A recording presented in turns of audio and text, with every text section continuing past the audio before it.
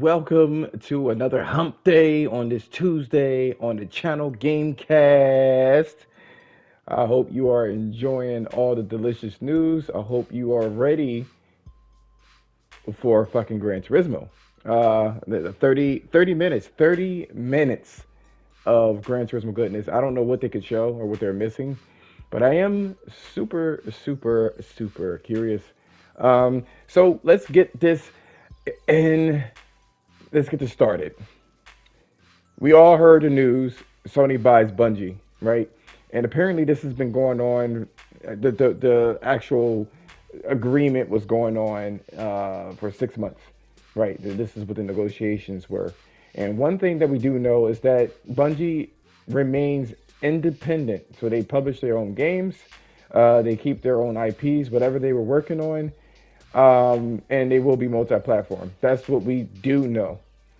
Now, this raises a lot of concern because a lot of people believe that this is like a bargaining chip for Sony for Call of Duty to be put on the other platforms. Or maybe these companies already knew they were purchasing or looking for the purchases and they tried to, kind of one up each other or whatever the case is. Regardless of the matter, Destiny 2 makes a shit ton of money, a decent amount of money on the Xbox platforms, but more importantly, Sony wanted to have this situation where they wanted to learn. They wanted to learn how to make a games as a service because we all know that they've said this before that they wanted to make they wanted to do a games as a service. That's what they wanted to do. Our games as a service are multiplayer focused, and for $3.6 billion, is it worth it? That's another question that people were asking. Sony thought it was worth it, and one of the reasons why, especially if Bungie is independent, like they can do their own shit, but still get the funding from Sony, and Sony basically takes the money as well. So there is a reason for this, for sure. So obviously, Sony takes the money that Bungie makes, and they get a cut out of that because it's under them, and then everybody gets paid, and everything is fine and dandy. What is the reason for Sony actually spending so much money on this if they can do what they want as multi-platform? You guys need to understand that this has nothing to do with console gaming. It's not anything to do with console gaming. It's about disseminating their name. And what I suspect, this is what I suspect. I suspect that even though Sony or Bungie gave the stipulations that they wanted to be independent and they wanted to keep their own IPs and still do what they wanted to do with it, that doesn't exclude Sony for asking for a collaborative joint, IP, where it will be Sony's, but then Bungie will be helping on it and creating a brand new IP. So there's something that you need to think about as well. That's something that could be a real thing, and you need to understand that that's a focus. If they do that, then Sony will have the control of all the money and where it goes, and then they can still have the whole splash screen of Sony Studios. If Bungie or if Destiny 3 or whatever IP comes out, people will associate that with Sony as well. They're like, oh shit, look at this. From the makers of Destiny 1 and 2 or whatever the case is, then they'd be more inclined to see what Sony has to offer. There's a lot of ramifications when it comes to that, and that's what I believe is going on. That's why they paid what they paid, other than getting the money. It's the notoriety. Bungie, whether you like it or not, made the Xbox. With the culture it is today. I mean, it's just that damn powerful. That's what it is.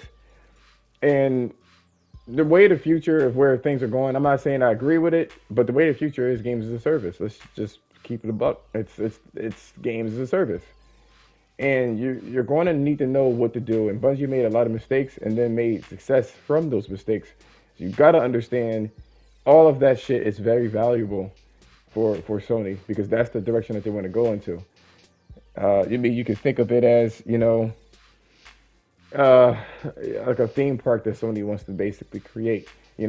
That's what they want. They want the one-stop shop of entertainment where if you like this type of game, you can get it. If you like that type of game, you can get it that way.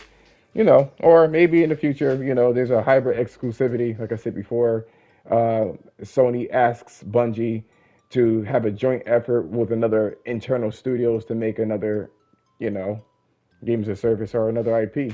We don't know. It'll be interesting, but that's the way I see it. And that money could be well is advertisement essentially, for the new IPs. Now we have the Spartacus, PlayStation Spartacus. We don't even know what it is exactly, but there's like rumors here and there and everywhere about what it is, and I'm going to tell you.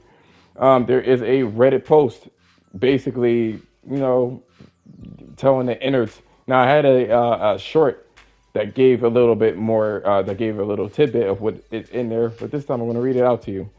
These leaks is also from Reset Era and Reddit. They basically state that the service will launch with PS2 and PSP games offered later. So PS1 will be at launch, right? And PS2 and PSP games will be offered later in 2022, and it will be downloadable. They say PS3 games will be available for streaming. The service will be restricted to current PS Now 19 countries and planned expansion to other countries shortly after the launch for the PS3 games. There is an indication for the whole service or just PS3 games. Honestly, no one really knows. PS3 streaming and may come at launch. I guess that's what they were saying. They speculate that they could do a downloadable PS3 game, and it is possible, but not in the near future. Spartacus will have over 100 PS1 games at launch, and again, we don't even know if this is emulated either. Um, Sony, they claim that they're going to be doing PSP or PS2 games and PSP games later to ensure emulation is of high quality. So this isn't emulation. And make sure that there's no input latency or issues, because that was a big thing. When games are emulated, it could have input latency. They claim that licensing issues will play a part on the games coming on the service, so that's a thing.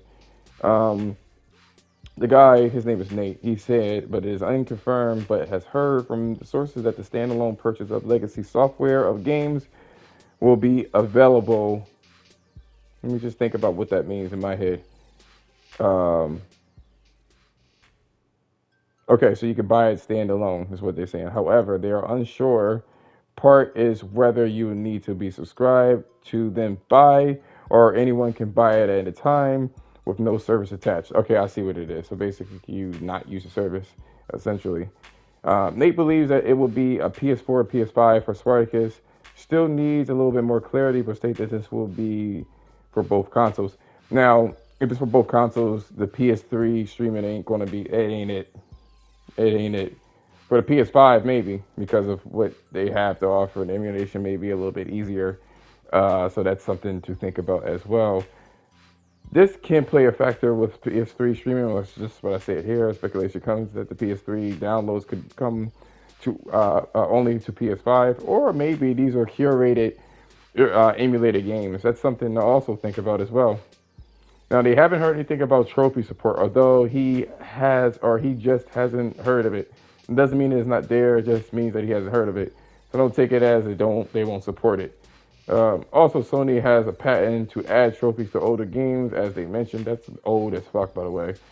I don't know if they will go through the trouble for doing that. Maybe not. This is Spartacus will not add day one big releases like God of War, The Last of Us, but will add any third-party games day one on the service like PS Plus. So this is not really a competitor to Game Pass. This is just an extension of what they currently have as well. Believe that the service will do their due diligence and the service will be phenomenal.